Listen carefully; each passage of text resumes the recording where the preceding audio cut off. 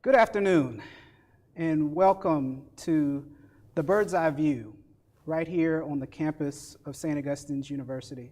I'm your host, Demarcus Williams.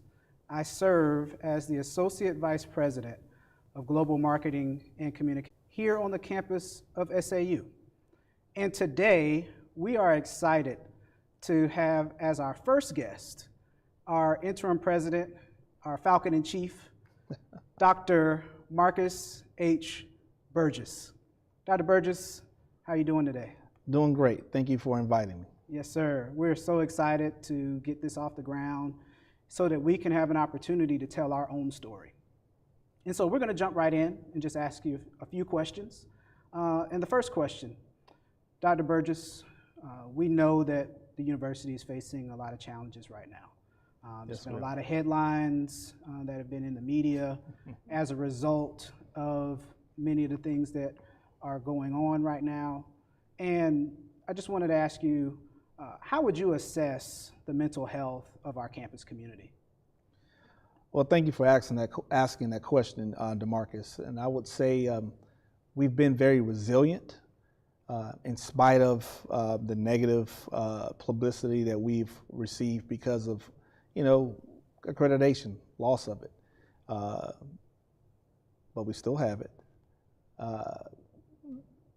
The fiscal issues that we have, IRS, tax liens, missing payrolls at the payroll, student refunds, you name it, it's there. And then every day to have television cameras camped out across from the campus, or reporters calling your creditors, they're calling students, they're calling alum, they're calling faculty and staff for comments. Sometimes it's not a comment. Our faculty and staff and our students are being made to feel victimized or like they're the villains, and having to answer questions that many of them did not create, didn't cause, but yet they're asked to speak to it. And so I would say from a mental health perspective, it's tough. And sometimes even me, I have no comment because my mental capacity to answer the same question over and over and over gets tiring. But we've been resilient in spite of. Thank you, Dr. Burgess. It's no secret now we are currently under remote learning for our students. And we talked about the mental health, and we have the counseling center for that to help students. But can you also describe what resources are currently available for our students for the remainder of this semester to ensure that they finish strong? Well, we want to, first and foremost, it was a very tough decision to go to remote learning, but we had to stop the bleeding. We wanted to ensure that we can provide the very best education, and at this point, it was for us to be remote because on campus, we needed to stop the bleeding from a financial standpoint, and so we made that decision with a lot of thought. But if there are any students who are suffering, whether it be technology, we are ready to assist. We are providing, still advising to help students who may still be struggling with classes. Our professors have been amazing in ensuring that they are still providing top class instruction, even though it may be synchronous or asynchronous. And so we're doing those things. But any student who's in strife, we're still going to support. We still have probably about 120 and 140 students on campus, seniors, graduating seniors. Our international students, our track athletes in golf, also those students who may be having internships or have jobs. We didn't displace those students, so they still remain. Excellent. And speaking of resilience, I heard you mention that our honors convocation is taking place tomorrow morning, right here in the chapel. Could you just describe, we talk about our focus being on academic excellence. How would you describe the achievements and the resilience of our students to still succeed academically during this period of time? Again, in spite of all that's happening, our students continue to perform in the classroom. So I can't wait to shake their hands or at least virtually say hello and thank you to the work that their students are doing. It's a testament to the faculty and staff who continue to encourage them. It's a testament to those students who, in spite of, they know that they have a higher goal, and the higher goal is to become gainfully employed, go to graduate schools. And so we're excited to celebrate them on tomorrow. Hats off to Dr. Alexander, yes, leading the academic unit. And again, it's not been easy. Juggling in person, not in person, juggling the media, juggling, are we going to become accredited? Or are we going to lose accreditation before graduation? So it's so many unknowns, but we've been able to, steady the field, steady the course, and students are going to be graduating on May 4th, and students will finish the semester from an accredited institution. Excellent. And while we're on that note, our faculty, our staff, have been working tirelessly to ensure that our students are able to successfully cross the commencement stage on May 4th. Dr. Burgess, how is it going to make you feel to watch these students cross the stage on May 4th? I think I'll be like a proud father. I've grown to love these students. It's like I've been here the whole time with them, hearing their stories, hearing the ups and the downs and the things that they have learned since being here. They love St. Augustine's University. And to ensure that they have the graduation that all of us want or all of us had is very important. We want them to leave on a high note. So by any means necessary, we want to make sure that it's a successful time. Now, have we confirmed a commencement speaker? We're about, I would say about 85%, and hopefully we'll be able to let everyone know soon.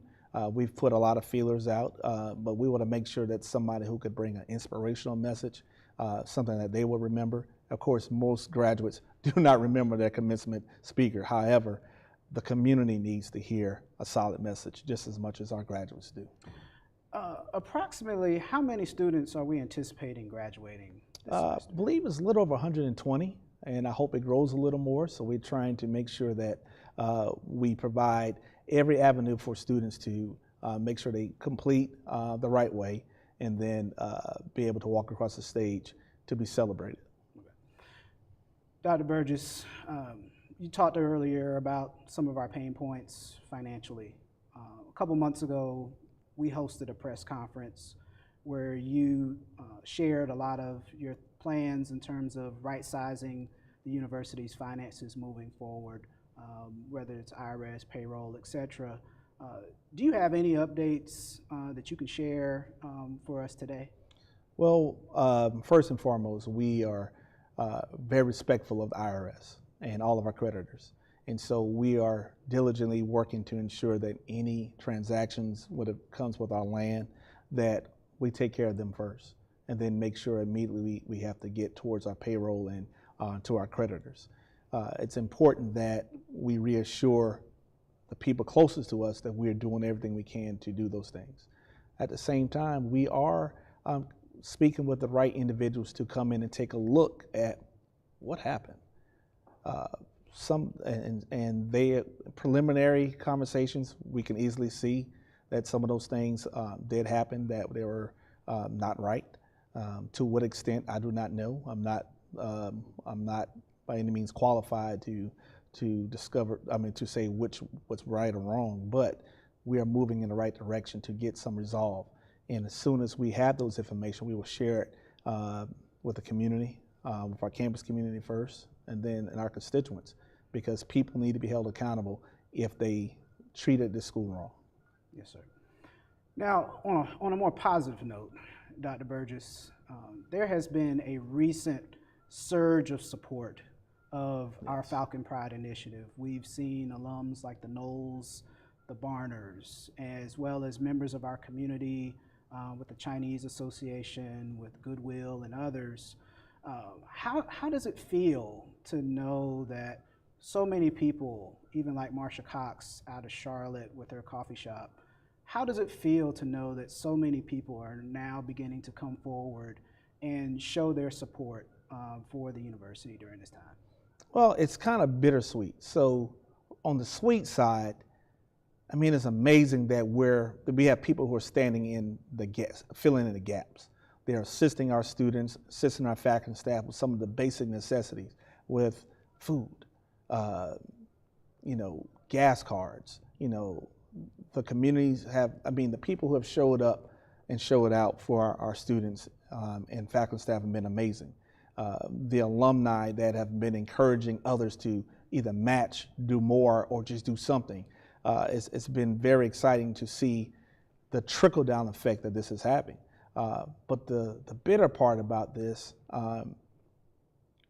we shouldn't wait to be in a strife to help one another. I can't wait till we have the opportunity to return the favor to everyone else. Or as I like to say, when I help folks, you don't have to pay me back, pay it forward. Mm-hmm. And so we intend to pay this debt forward for those who have helped us. Hopefully we could be a good Samaritan for someone else. Now, speaking of one of our community partners, the Chinese American Economic and Cultural Association is hosting a huge event at the Governor's Mansion tonight. They invited you with the goal of continuing a meaningful relationship with the university. How do you feel about that, and what do you expect to see out of this relationship moving forward? I'm a little nervous, to tell you the truth. I mean, I'm going to the Governor's Mansion. When people don't look like you, but still share your burdens, share your pain, who want to uplift you in your time of struggle and strife, man, that's an amazing. I mean, again, we have to love our neighbors, and they have really loved us. And so I'm excited to be able to say thank you, to get some hugs, and at the same time, look at this as an opportunity to have conversations with people who are looking to assist us. We have enough people who are lurking in the shadows, hoping to get their hands on our land, waiting for us to make the next misstep so they can take advantage of it. But it's amazing to know that there's a community out there, and it's not just them, who are excited to, let's help them. Because it's St. Augustine's today, it could be somebody else tomorrow. And I'm just excited and can't wait to see our friends this evening. Speaking of our friends, the Barners, who recently made a $10,000 donation. They were interviewed by CBS 17 and others. Shout out to CBS 17. Yes, sir. And as well as others, WRAL, to highlight the gift that they made to the university. And while they were doing that, the husband, Dr. Honey Barber, also challenged others and viewers and members of the community to make a donation of at least $1 to St. Augustine's University's Falcon Pride initiative. What do you have to share to those who are interested in supporting the Falcon Pride initiative who may not be able to give $10,000? You know, I think it's that grassroots fundraising approach. I remember probably the most significant event that was just for me, outside of the birth of my children, my marriages and things of that nature, would probably have been the Million Man March. I never forget it. While we were in Washington, and you can see the sea of black men marching to do better, to atone for our sins, to atone for doing the women wrong in our lives, for not being good role models. But that sea of men, and the speaker, sometime during that message, he said, I want every man to reach in their pocket and pull out $1. He said, we didn't have permits or sponsors to sponsor this event. But if every person reached in their hand and pull out $1, we may be able to make waves happen. And I saw people reach in and pull $1 and wave it. It was like a wind tunnel. And we passed it up to trash bags. And I passed dollars, I passed fives, I passed hundreds. People give what they can give, but in that day, I know they more than paid for that event because we all felt indebted to that moment. And this is our moment right now. If $1 doesn't put you out of your way, we would take that dollar and multiply it to feed the masses. Well, amen to that. And on that note, if you're watching right now, we want you to go ahead and put that dollar out. Put it in the mail, put it in an envelope, and mail it to St. Augustine's University in the memo line, putting the Falcon Pride initiative. This is an opportunity that you can support this great cause to continue to preserve the university's accreditation and stability for many years to come. Now, Dr. Burgess, for those that are in the community that are still wondering, how can I help? There are some people that are interested in providing in-kind services, and some have already stepped forward. You mentioned some contributions that local churches are making to support our food service and others. But for those that want to help, how can they help? What are the things that we need right now? I mean, cash is always king, but we need support. We had a board meeting this morning, and one of our trustees, Trustee Tony Knox, I'm very familiar with the Raleigh community. We're looking to create a community group of stakeholders, because sometimes you need to be able to have other folks to give you options, to give you things that you may not have thought about, to rally around you to help support you, and also to kind of stand in the gap, to remind others that how valued that this institution is.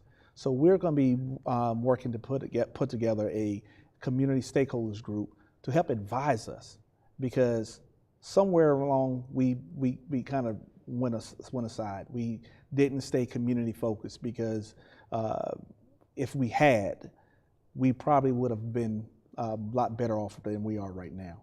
So we're looking forward to getting a group of community stakeholders together to throw some things around, to have people stand in the gap and vouch for us, but at the same time, we need people to, we need a lawn care.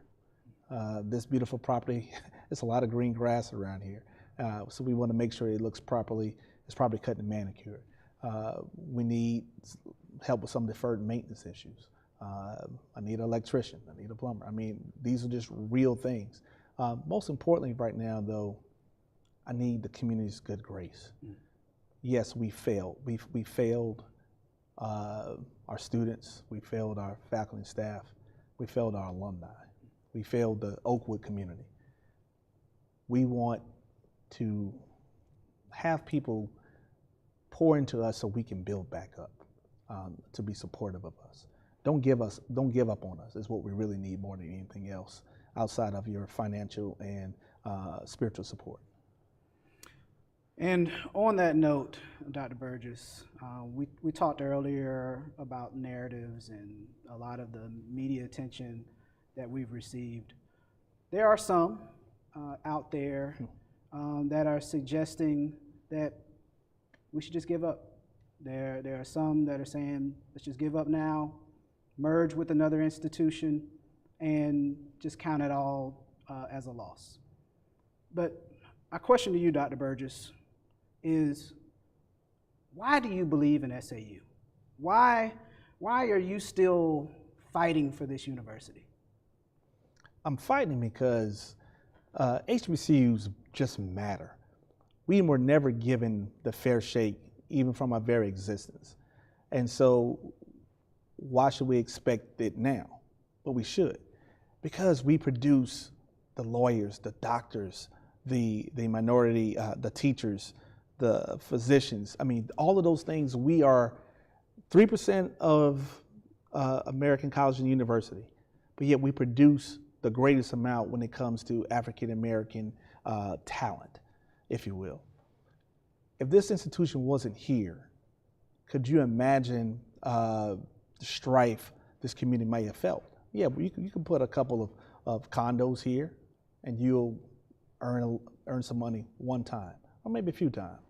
But when you plant a tree and it grows, let's think about that pine tree. We hate that pollen that's out there. But what that pollen is doing, it is fertilizing all of those seedlings that are spread from that one tree. So would you rather plant something and invest in something that's going to grow others and multiply it? in terms of people? Or do you want to plant something that's stationary for one time and only gain value once? And so this school is a lot of trees, a lot of flowers, a lot of roses. We want to continue to build upon that, because each one of their students who goes and leaves this place and becomes gainfully employed, they're not just helping themselves, but they're helping communities. They're helping lineages of family members that have poured into them.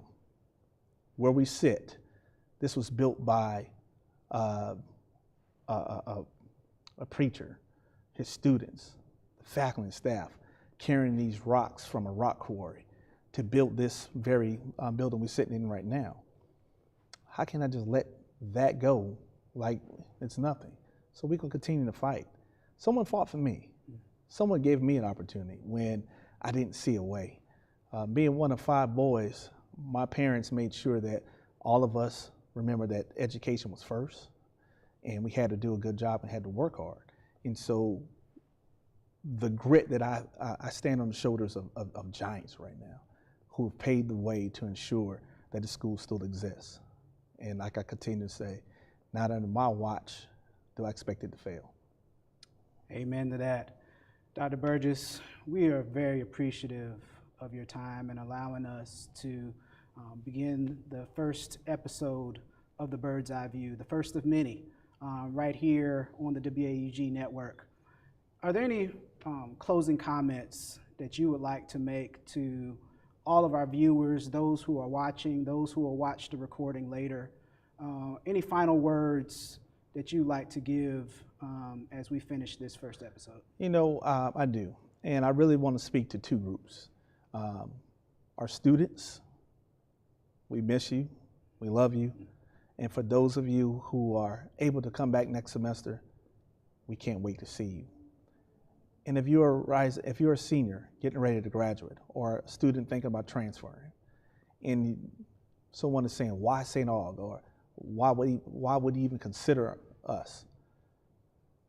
We are going to make sure that the St. Aug that comes back in August is one that was built by our faculty, our staff, our students, and this community. We're going to build it like we built this building right here, brick by brick, to make sure it has a sound foundation so that we don't fall like we've fallen now. So we're going to take the very essence of this research triangle and create curriculum or strengthen curriculum to match the area around us to ensure that gainfully employed, strong research, and ensuring that our students are going to become pillars in this community. That's why you should choose us. And I think we're pretty dope. I would wholeheartedly agree with that. And that's our time for today. Thank you, Dr. Burgess, for your time. We are so happy to have you join us for our first episode. And for those of you who are watching today, we want to thank you for watching this first episode. We encourage you to share this on your networks, and as you're doing so, to please continue to support the Falcon Pride Initiative. When you support the Falcon Pride, to support the Falcon Pride Initiative. When you support the Falcon Pride organization of our finances, you can visit our website at st-aug.edu/Falcon Pride Initiative. You can mail a donation, you can donate online, and if you can't do anything, at least send us $1. There's several projects that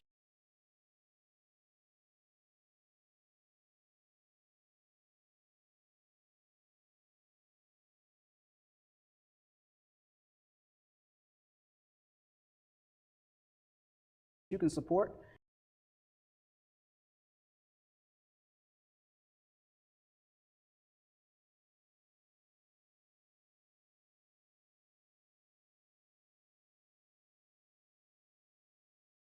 You can support, including the reopening of our brand new WAUG television studio and control room.